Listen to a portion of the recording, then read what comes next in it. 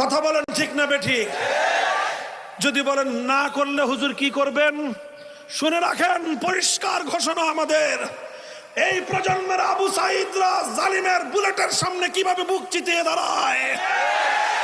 যদি এক ফ্যাসিবাদকে উৎখাত করবার জন্য আমার 2000 দামাল সন্তান জীবন দিতে পারে, আল কোরআনের রাজ কায়েম করবার জন্য শহীদ ঈদগাহে 2 কোটি যুবক হাজির হবে, 2 কোটি যুবক জীবন দেবে।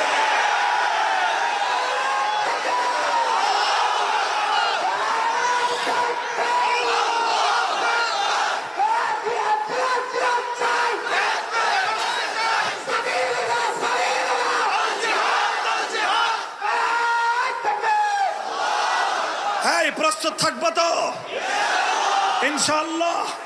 কোন আলেমের কিছু বলতে হয় নাই, কোন নেতার ঘোষণা দিতে হয় নাই।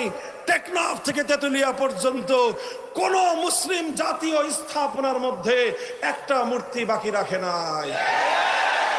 আলহামদুলিল্লাহ, কোন একটা মন্দিরের হিন্দুদের কোন মূর্তির গায়ে স্পর্শ করে নাই।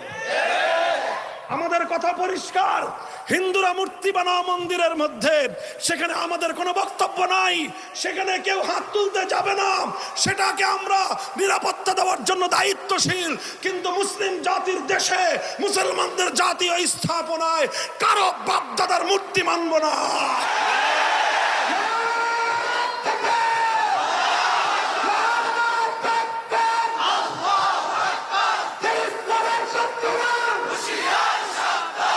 মানুষের আইন আল্লাহর আইনের বিরুদ্ধে যেতে পারবে না, মানুষের আইন আল্লাহর আইনের সঙ্গে সাংঘর্ষিক হতে পারবে না, মানুষের বিধান আল্লাহর বিধানকে চ্যালেঞ্জ করতে পারবে না।